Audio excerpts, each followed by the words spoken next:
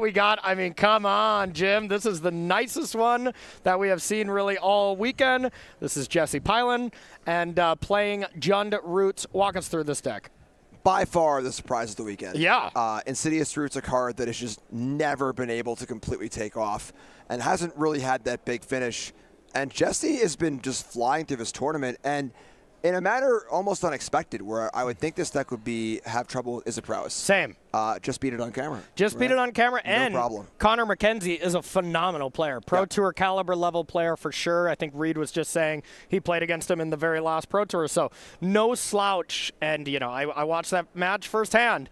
It was incredible, and Jesse kind of made it look easy. I only saw the end of the second game, but, I mean, it looked pretty impressive. And let's hope for any Jesse fans, which there are plenty, that he can do it again. Because let's take a look at Jesse's opponent. It's Julian, and there it is.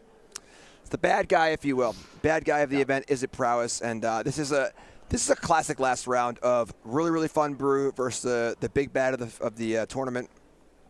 I know who I'm rooting for. Yes, it is Julian, right? That was the pun, yes. Okay. But this list also has 4 Into the Floodmaw in the main, which I think is quite wild, I must say. But the players are ready to go, so let's head on into the feature match. It's Winning in Magic here at the U.S. Regional Championship. All right, everyone, put your serious caps on. Jesse's already got his serious cap ready to go. And we got ourselves a winner. We started off with Monastery Swiftsphere being shredded to pieces. I didn't think I'd, say that sentence. I mean, but hey, I just commentate what I see on the screen. 59 cards, legal deck list. That's just in top 8. Yeah. Oh man, do you think that was a statement that we're like, why play this Monastery Swiftsphere card anymore? Yeah, that is an interesting feature of Julian's list. There are no Swiftspears, so that seemed like not anymore. Yeah, I mean, clearly treat him like that. But yeah, big stage, take it to soapbox, make it a statement. Dang right. All right. Now I just want to see Jesse rip up one card. I don't care what it is, but. Oh yeah, well, Snarling Gorehound, rip. One of them's got to be slightly higher value, that's for sure. So. There's a rule where if a card you own is damaged over the course of a tournament, a judge is allowed to issue a proxy. That's true. What happens if you self-damage it, though? That is also a very good point. I think it's null and void if that's the case. Not going to be ripping up that island, I guarantee that. So we had the Gorehound into the Molt Tender. Get that Surveil. And here is a removal spell. The Abrade. I would say on the good dog, but that feels like the bad dog. So it's interesting here where I would say that this is not the kind of game Izzet Prowess wants to play against this Roots deck. You kind of getting the board, definitely the aggro deck. But the way Julian's deck is constructed, there are no Swiftspears. There is definitely a lower creature count. There's just more removal spells. So naturally you're going to draw them, and that's what you're going to have. So definitely on Julian here to find the pressure and get this game going before Jesse can get the engine online. What do you think of Julian's list? Like, broad scope of things. 4 Slick Shot, 2 Drake Hatchers. You almost never see both. It's one or the other. And clearly no Swiftspears. Yeah, it's interesting where, people have been shaving Show Off to make it like a little more robust. Yeah. And a little less, kind of all in. It's weird to cut the Swiftspears, which are very aggressive and all in, but then add the Slick Shot. So looking more as like a pseudo combo deck, going for that big burst damage with the one huge Slick Shot attack. Yep. Yeah, really interesting. So here is a bunch of otters. Takes a pain to cast the second one. And we're heading back Jesse's way. Let's see if we have the namesake card. I think that would be ideal here. Get the roots. Yeah, Molt Tender is a great tool for these decks. This card, if you don't got it, you can mill. It's just a free, repeatable way to use your roots. And then, of course, adding mana is great, too. It's just a good mana dork as well. Feeds the roots, generates the plants by tapping it, and mana. I mean, that is a phenomenal card when your 3 modes kind of help out your deck. Yep. And for the cheapest cost possible. Yeah. It's a 1-drop, super easy to play. If you could play 5 of either Molt Tender or Llanowar Elves in this deck, you'd probably play Molt Tender, huh? Not close, yeah. Yeah. Insidious Roots to the yard, not exactly where you want it, but here comes an impending Overlord. And let's see what we hit. This play shows that Jesse is just a master of his deck, just understanding, all right, I want an extra card for Overlord here, I want to make sure that I hit. That's more important than mana on this stage of the game. You know, just the kind of little play, it like looks a little weird. Why would you randomly mill like this, you know? But want to get that Overlord value and then make sure things are rolling along. Yep, makes sense to me. There is a Gorehound, which looks like it was brought back. Can't bring back Insidious Roots with that. That would truly be busted. You can bring back some permanents with Overlord. But the Gorehound comes into play and feels like just a very big setup turn, honestly, from both players so far. Third Storm Chaser's talent coming down for Julian. So the good news here is that following up these tier rule spells just looked a little iffy into some actual aggression. Yeah. No spears, but these are very, very close. And again, kind of get this this combat going. A block on the 2/2s, Monstrous Rage boosts it up to a 6-power Trampler, so that's going to be 5 damage from the one otter, and then 3 from the other, totaling 8. This is kind of my fear of his Roots deck against the Same, yeah. the Prowess deck, where Monstrous Rage is when you're planning on chump blocking, kind of as your part of your plan to stay alive.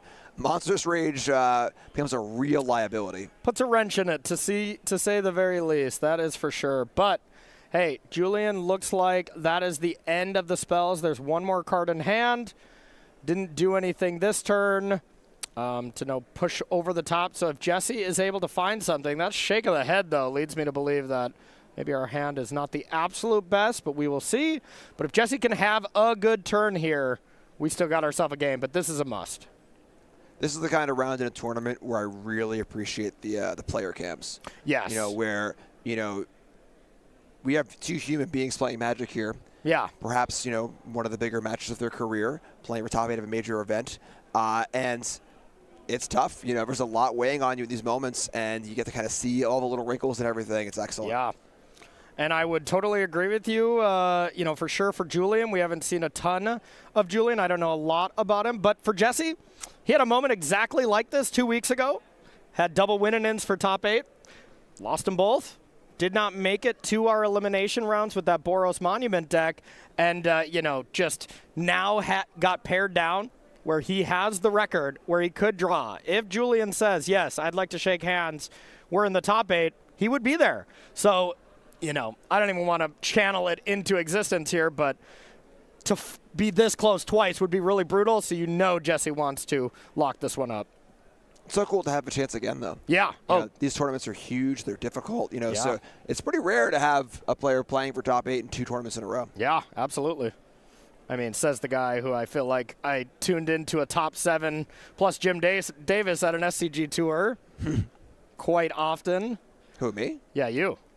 So like you were top 8 in every event. It was a top 7 plus Jim. Those are good days. Good days. Simpler times.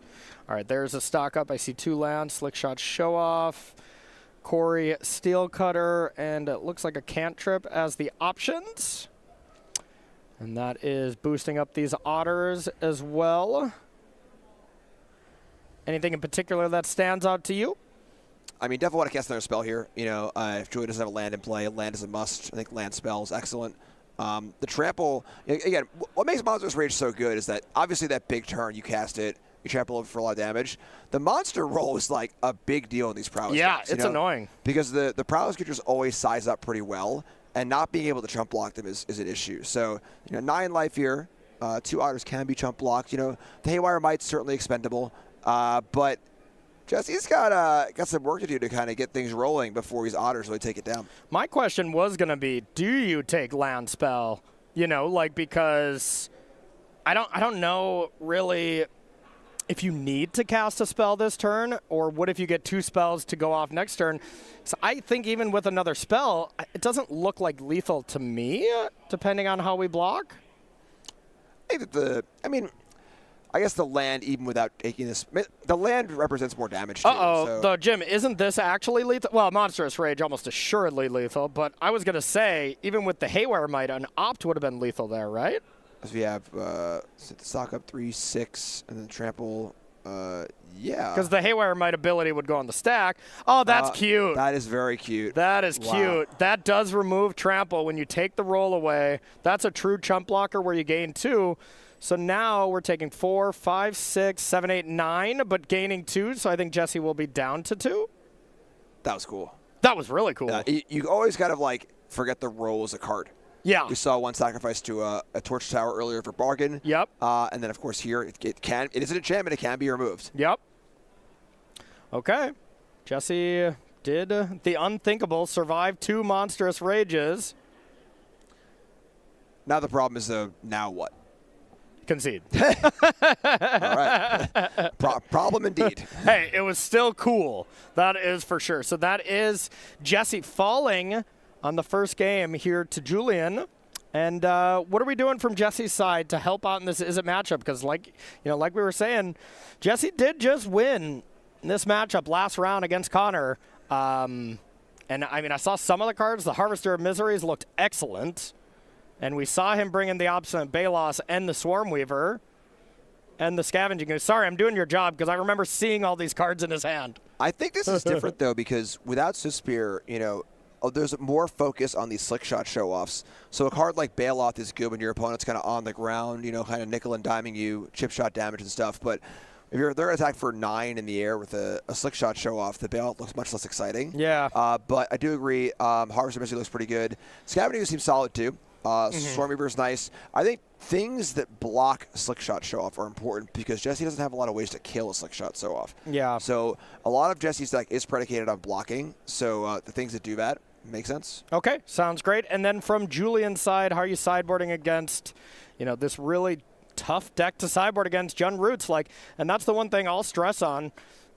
Jesse has tested against Izzet Prowess 1,000 times. How many times do you think Julian has tested against Jund Roots? Maybe one random arena match. Yeah. While in Platinum 3, I don't know. And shrugged it off and was like, nah, this isn't a real deck. Well, it's real. Yeah, this is tough, how do you really attack the Roots deck with the cards that are available? You can't remove it. You can't disenchant it. You can counter it, but you bring a gate in the gate. There are so many creatures in the deck also, and I think you kind of want to just go fast. Julian knows that there aren't that many removal spells, if any, in Jesse's deck, so Julian can kind of just do the thing. Yep. So I don't think that Julian wants to go overboard with interaction here. I think it's mostly about executing a fast game plan with Slick Shot Show Off. Probably going to bring in a gate, bring in a Spell Pierce, bring in a few little interaction here and there. But for the most part, I think it's just try and get Jesse dead. Yep. Makes sense to me. So if you've been watching coverage this whole weekend, first of all, thank you so much for joining us watching some live Paper Magic. We really, really appreciate it. But if you want to be a part of the next show that we will be putting on, this is a couple weeks. We're taking next weekend off, and then we are heading to the beautiful city of Indianapolis. And this will be May 30th through June 1st. Go to StarCityGames.com/SCGCon if you are interested. Now, this is Magic Spotlight Secret Lair. This will be a modern event, open entry, and if you make it all the way to the top 8, you're heading straight to the Pro Tour, as well as a ton of fantastic prizes, including winning that event. You get to have a heavy hand. We'll see how heavy of a hand you get in designing or helping to design a secret lair, which definitely a prize that has never been offered, Jim. Yeah, that's a pretty cool one. Yeah. And we've had many fun discussions so far. So what would that look like? My son's artwork, my favorite T-shirts. Yeah.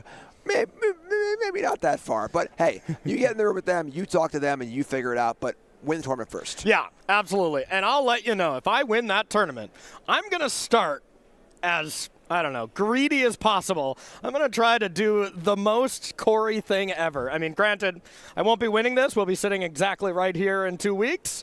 But if I did, I would start as greedy as possible and see how far they dial me back. Maybe just pure comic value. So advice to the future winner. Yeah. Hey, right? hey. Don't let Wizards push you around. All right? You hold firm. All right. Yeah, maybe that. Maybe let them push you around. That'll be okay. That is a really cool prize that they are offering there. So big thanks to Wizards for just putting up these fantastic tournaments, as well as Star City Games for hosting them, bringing all this really, really cool action to your screen. And most importantly, wherever you're watching this broadcast, whether you're watching it live, you're watching it recorded, thank you so much for being here. For Jim, for me, Reed, Ailey, everyone for the production team. We really appreciate you hanging in here, and thanks for being cool. They're cool. We're cool. Everyone's cool. Being cool is nice. It's just been a cool weekend, I must say. Hartford's a cool city, too. Yeah, we had a great lunch. Yeah. Nice little downtown spot. Absolutely. Definitely a lot of the fun of these events, it's just the actual traveling. Yeah. Like Indy in particular, I've been there so many times for events, and it's just a great city. Skywalks are really, really cool, good food, just great, just fun, That's where I scootered for the first time, one of those, Lime or whatever kind of brand scooters. I was leaving a tournament after Ely and I just took 5th in a team event where a top 4 makes the, the cutoff, And I'm like, we need to make ourselves feel a little better. Let's ride these scooters around town. And believe it or not, he had an absolute blast. And we made ourselves feel better. So here we go. Llanowar Elf, Bolt the Bird here. Torch the Elf. I don't know. Still works. Llanowar Elf is dead. Jesse heading to his second turn. And, hey, that was a good recipe for Julian for the last game. Kill the first creature, kill the second creature. And, Jesse really needs to plan his routes so that he can really start developing a wide battlefield. If you do not have those early creatures, your deck looks less impressive. For sure. Yeah, a lot of utility creatures happening here. And a lot of work to set up, too. Like the issue that the Roots decks have had historically is that, there's just so many moving parts. Yeah. You want to get Tyvar, you want to get a Roots, you got to get cards in the graveyard, to have things to leave the graveyard, have a payout. It's a lot of things happening, and they don't always have time to set that up. Yeah. Yep. No, that's really the problem, especially when you're playing against the deck that has prowess in its name. You don't get that much time. One interesting note here is that there are only 3 Monstrous Rages in Julian's deck, which makes sense. The deck is less creature-focused. Yeah. A very important card in the matchup, though, had 2 in the first game. Very, very beneficial. We'll see how frequent they are in this game. Rumor has it he ripped up his Monstrous Rage when he started round 1. Ah, yes. That's not true, but... That's why it's a rumor. Exactly, yeah. Don't confirm it. All right, Insidious Roots, but no third land. And no graveyard right now. Another advantage to torch the tower. Interesting choice here for Julian. So plot if a slick shot show off. Okay, it works for cutter. Now okay, there you go. Sure. Okay, so because a lot of people, I think people plot too much on average. Yeah. You want to plot to usually play around removal, but there isn't really any removal in Jesse's deck. But cutter makes sense here for sure. So wanted to guarantee it. Didn't have a third land. Perfect. Yep. And the way that this works out, if you plot it or play it, with the fact that you don't have your second land and your Corey turn ready to go, you do the exact same amount of damage, right? Oh, I guess you do an extra point. Yeah, you do an extra point. Right. So just playing Slick Shot on turn 2 is 1 point of damage, which is not a lot, and not always the thing you want to expose. But if your opponent can't take advantage of it, then, I guess technically you do 1 less damage if you do it this way, but you get material on the battlefield. You get an extra monk. Because if you play Slick Shot Show Off, you'd get the Prowess trigger. You'd deal 4 total damage. Now you dealt 3. But still, the monk is definitely worth 1 point of damage in a game like this. Yeah, that's a real thing I think it's important at this level is kind of the asking yourself why. So why did Julian plot that? And you think about it, well, it doesn't make a lot of sense because there aren't any removal spells. Why would you do that? Okay, well, 2 lands and a Corey Steel Cutter. Just no third land. Want to guarantee a double spell. So, and there you go. And then on Jesse's side, you kind of always, why you do that? Why you do that? Why you do this? So, yeah, that's a great lesson, in my opinion. My brain, when I'm playing an event, I am asking myself 15 questions a game. Yep. I was like, why would he do this? Why? This doesn't make sense. If you had this, you would have done this, wouldn't you? My brain's basically just a madman just chatting to himself nonstop. But I think that is a healthy thing. To be constantly asking your questions, don't you? Wow. Was that a brick? That was a big miss there. Oh, man. Jesse's like, come on, not like this. That's tough. So Jesse managed to find the Tyvar and the Roots, which can kind of go off where every plant you make taps your mana immediately, but it has to start somewhere. Yeah. And Tyvar not returning a creature and is now vulnerable. That's tough. Really tough. So here's Opt. We're probably going to – we kept that on top. Would be shocked if we don't play land 3. And now this is Julian's game to win. If he can capitalize on Jesse's double miss land drop, the fact that he just cast a 3-mana gain 1 life, you know, is pretty much what it's going to come out to. Mill over 3 cards, gain 1 life, I guess. You know, just really, really brutal sequence of events here from Jesse. That being said, Julian did torch the first Lana Wars, so, you know, easily could have done some other things with extra mana if Julian allowed it. If that had been a Burst Lightning, Lana Wars coming back. Yeah. And then we would see 2 mana, the mana from Lana Rolf and the mana from the root token. Yeah, 100%. More monks just flying in from the left, flying in from the right. Every judge working the feature match area is ready with a monk for this tournament. These monks are getting cray. There's one of the 4 into the Flood Maws. And this game already is starting to look unwinnable from Jesse. Oh, it was a rage too? Oh my god. Oh. Is that just lethal? Wow. Slick, that is tough. Slickshot had 3 spells, so that was 6, 7, 8, 9, 10, 11, 12, 13, 14, 15, 16, 17. 17 damage right there. Turn 4 win from Julian, and a huge